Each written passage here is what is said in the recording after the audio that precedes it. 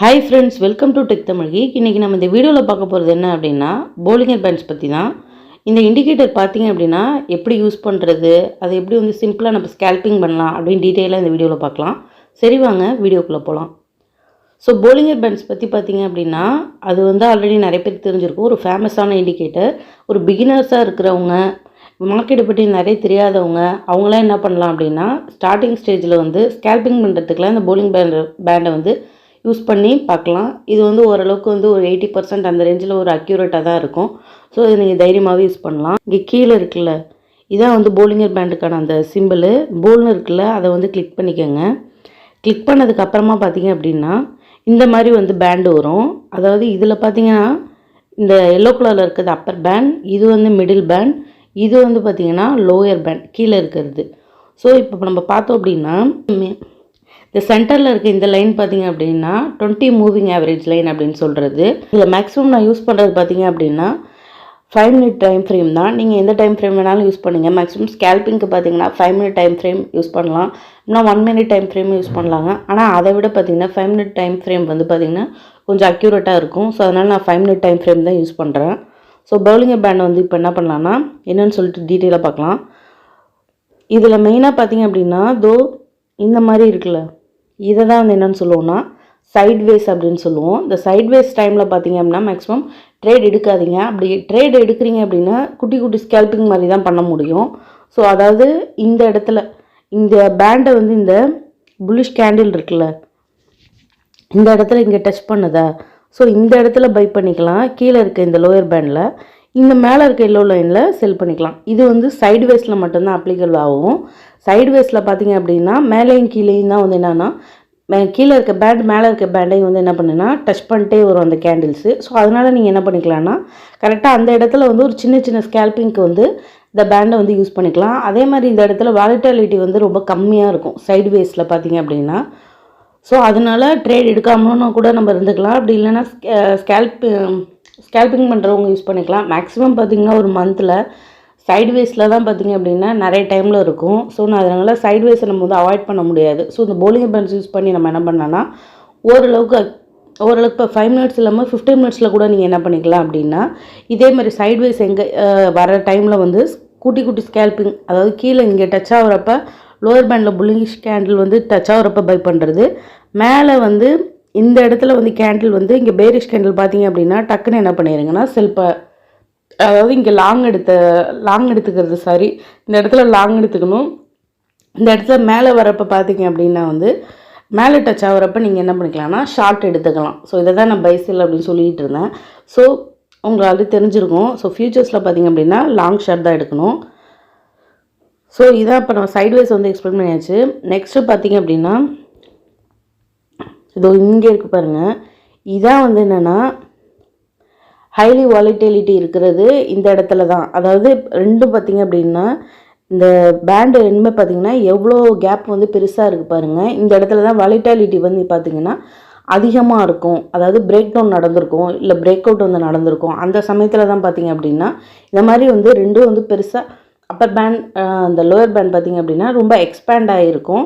இந்த சைட்வேஸ்லலாம் பார்த்திங்க இந்த இடத்துல தான் பார்த்திங்கன்னா இங்கே சைட்வேஸ்னால் ஒன்றும் இல்லை, இங்கே கன்சால்டேட் ஆகிட்டு இருக்கும். இந்த இடத்துல பார்த்திங்க அப்படின்னா ரெண்டு பேண்டும் வந்து அப்படி ஒரு மாதிரி ஷ்ரிங்க் ஆகி அப்படியே சுருங்கி இருக்கும். அப்படி இருந்துச்சு அப்படின்னா அடுத்து வந்து பிரேக் அவுட் வந்து ஒன்று ஆகப்போகுது, இல்லை பிரேக் டவுன் ஒன்று ஆகப்போகுது அப்படின்னு சொல்லிட்டு அர்த்தம். இப்போ இந்த இடத்துல பார்த்திங்கன்னா இந்த சைட்வேஸ் வந்து இது இங்கே டச் ஆகி என்ன இருக்குன்னா பிரேக் அவுட் தான். இங்கே பாருங்கள், பெரிய கேண்டிலோட வந்து என்ன ஆயிருக்கு அப்படின்னா பிரேக் அவுட் ஆகிருக்கு.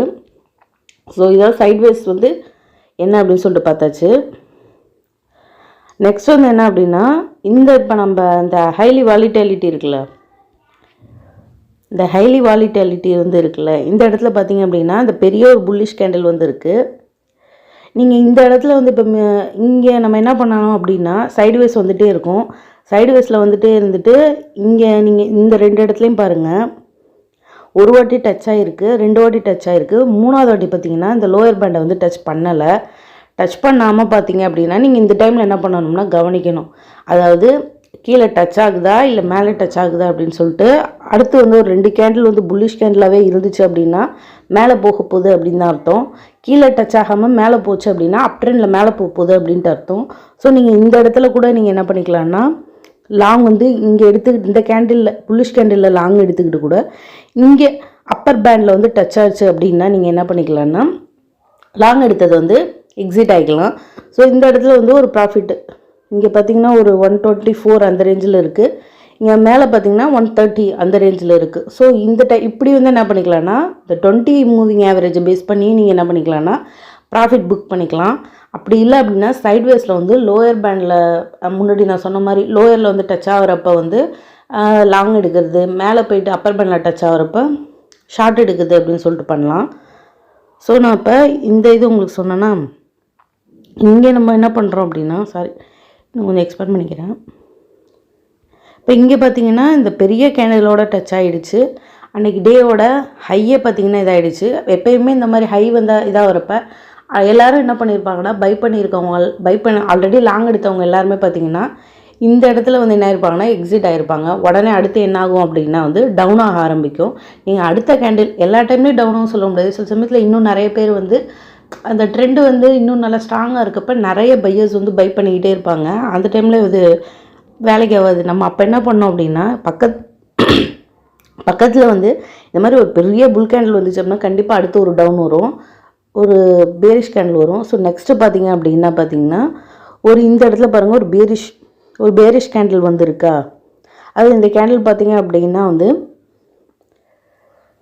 ஹேங்கிங் மேன் அப்படின்னு சொல்கிறது. ஸோ இந்த கேண்டில் வந்து நெக்ஸ்ட் வந்துருக்கு. ஸோ இந்த கேண்டில் வந்ததுக்கப்புறம் பாருங்கள் அப்படியே டவுன் ஆகிருக்கு.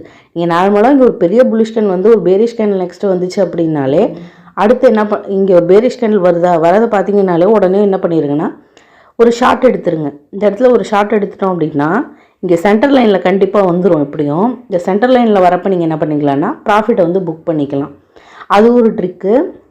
கரெக்டாக நீங்கள் என்ன பண்ணணும் அப்படின்னா என்ன ட்ரெண்டில் போயிட்டுருக்கு அப்படின்னு பார்க்கணும். சைட்வேஸாக இருக்கா, மெயினாக இந்த பேட் யூஸ் பண்ணும்போது சைட்வேஸில் இருக்கா இல்லை வந்து அப் ட்ரெண்டில் இருக்கா இல்லை டவுன் ட்ரெண்டில் இருக்கா அப்படின்னு சொல்லிட்டு பார்த்துக்கோங்க. டவுன் ட்ரெண்டில் இருந்துச்சு அப்படின்னா ஷார்ட் எடுங்க. அப் ட்ரெண்டில் வந்து இருந்துச்சு அப்படின்னா வந்து லாங் எடுக்கிறதுக்கு பாருங்கள்.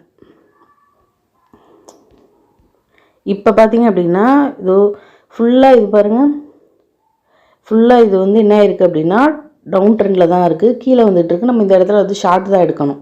இப்போ பார்த்தாலே உங்களுக்கு வந்து தெரியும் மேலே அப்பர் பேண்டில் வந்து இந்த இடத்துல டச்சே ஆகிருக்காது.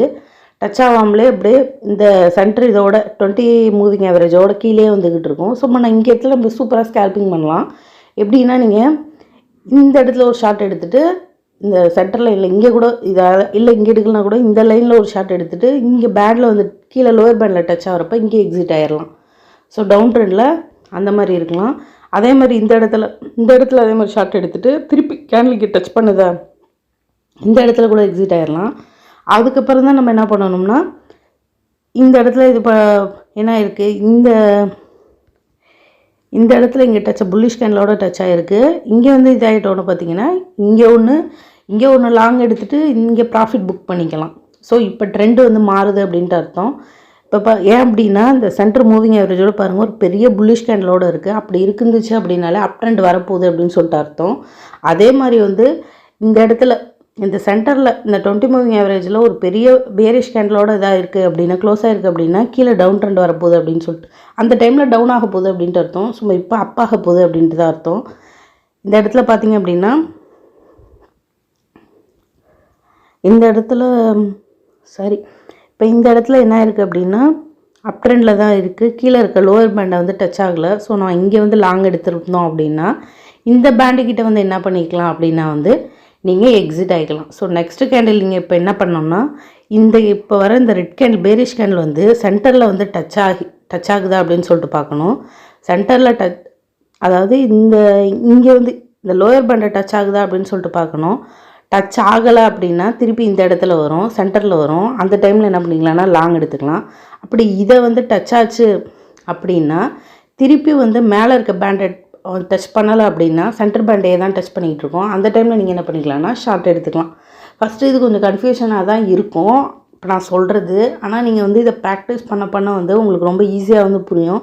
இது பெரிய பெரிய என்ன சொல்கிறது, பெரிய ப்ராஃபிட்லாம் புக் பண்ண முடியாது. ஆனால் ஸ்கேல்பிங்க்கு கொஞ்சம் டைம்லேயே உங்களுக்கு டக்குன்னு வந்து ஒரு ஐடியா கிடைக்கும். கூட என்ன பண்ணுங்கள் அப்படின்னா MACD அப்படின்னு சொல்லிட்டு இன்னொரு இண்டிகேட்டர் இருக்கும். இதே வந்து என்ன பண்ணிக்கோங்கன்னா நீங்கள் கம்பேர் பண்ணி யூஸ் பண்ணி பார்த்துக்கோங்க. ரெண்டுத்தையும் யூஸ் பண்ணும்போது தான் உங்களுக்கு புரியும். ஏன்னா சில சமயத்தில் அதில் கரெக்டாக தான் காட்டும். ஆனால் இது 2 இண்டிகேட்டர் யூஸ் பண்ணும்போது தான் இன்னும் அக்யூரசி வந்து அதிகமாக இருக்கும். ஸோ அதனால் நீங்கள் 2 இண்டிகேட்டர் கூட யூஸ் பண்ணுங்கள். ஸோ இதை யூஸ் பண்ணி இதை பார்த்தீங்கன்னா கூட புரியும். அதாவது இந்த ரெண்டு லைன் வந்து இங்கே டச் ஆகுதா, இங்கே டச் ஆகிறப்ப பாருங்கள், நம்ம இந்த இடத்துல கூட என்ன பண்ணலான்னா இதை பேஸ் பண்ணி கூட நம்ம லாங் எடுக்கலாம். ஸோ இங்கே லாங் எடுத்தோம் அப்படின்னா இந்த இடத்துல எடுத்திருந்தோம்னா கூட இங்கே வந்து என்ன பண்ணிக்கலாம்னா இந்த பேண்டுக்கிட்ட எக்ஸிட் பண்ணிக்கலாம். நீங்கள் இங்கே என்ட்ரி பாயிண்ட்டு கூட வந்து MACD வச்சு வந்து இந்த போலிங்கர் பேண்ட்ஸில் வந்து யூஸ் பண்ணிக்கலாம். அக்யூரேட்டாக தான் இருக்கும். ஸோ இந்த இடத்துல நீங்கள் லாங் எடுத்தீங்க அப்படின்னா கூட இந்த இடத்துல வந்து இதாகிக்கலாம். அப்படி இல்லை இங்கே லாங் எடுத்தீங்க அப்படின்னா இங்கே சென்டரில் கூட நீங்கள் வந்து எக்ஸிட் ஆகிக்கலாம். ஓகே ஃப்ரெண்ட்ஸ், அவ்வளோதான். போலிங்கர் பேண்ட்ஸ் பற்றி உங்களுக்கு ஓரளவுக்கு புரிஞ்சிருக்குன்னு நினைக்கிறேன். வீடியோ பிடிச்சிருந்தா லைக் பண்ணி, கால் பண்ணி, ஷேர் பண்ணி, மறக்காம சேனலை சப்ஸ்கிரைப் பண்ணிக்கோங்க.